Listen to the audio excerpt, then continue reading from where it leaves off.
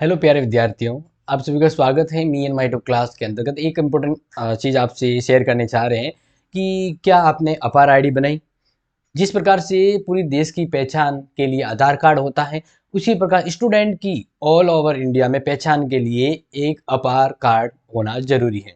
Yes, ये APAAR card क्या है और यहाँ पर अगर देखा जाए तो इस अपार कार्ड के अंतर्गत आपकी जितने भी एजुकेशन संबंधी गतिविधियां होगा उन सभी का एक क्रेडिट स्कोर बैंक बनेगा।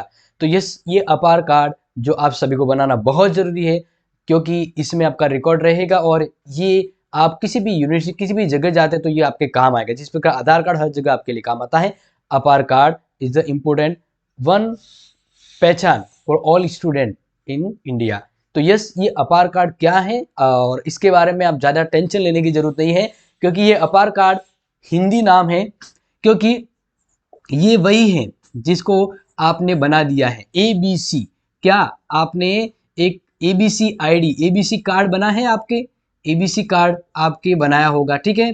तो ये जो एबीसी कार्ड है इसी को अपार कार्ड कहा गया है। ओके, तो ज़्यादा कंफ्यूज होने वाली बात नहीं है और इस बारे में ऑफिशियली अपडेट में आपको एक कटिंग के दिक्कत बता दूं।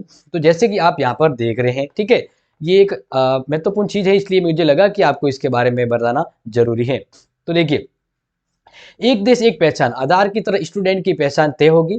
अब हर स्टूडेंट का अपार आईडी, पढ़ाई से जुड़ा हर डेटा इसमें रहेगा, ठीक है।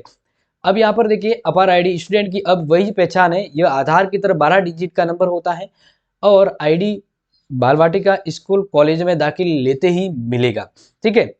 अब school college university transfer certificate सत्यापन skill training internship college award and विभिन्न तरह की डिटेल सूचना है इसमें समाहित रहेगी। देश में 30 करोड़ स्टूडेंट है, 1.4 करोड़ उच्च शिक्षा एंड 4 करोड़ स्किल कोर्स से जुड़े हुए। तो academic bank of credit system के चलते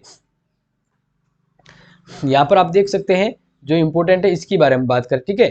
तो यहाँ पर जो जरूरी बताया गया है उसी के बारे में देखें तो यहाँ पर एक चीज़ हमारे सामने हाईलाइट हो जाती है। वो चीज़ क्या है? जो एक चीज़ हाईलाइट हो जाती है वो चीज़ क्या है? तो वो चीज़ यहाँ पर आप जैसे कि देख रहे हैं, मैं आपको यहाँ बता ही रहा हूँ कि ये क्रेडिट स्कोर की तरह काम करेगा, ठीक है, क्रेडिट स्कोर की तरह, ठीक है।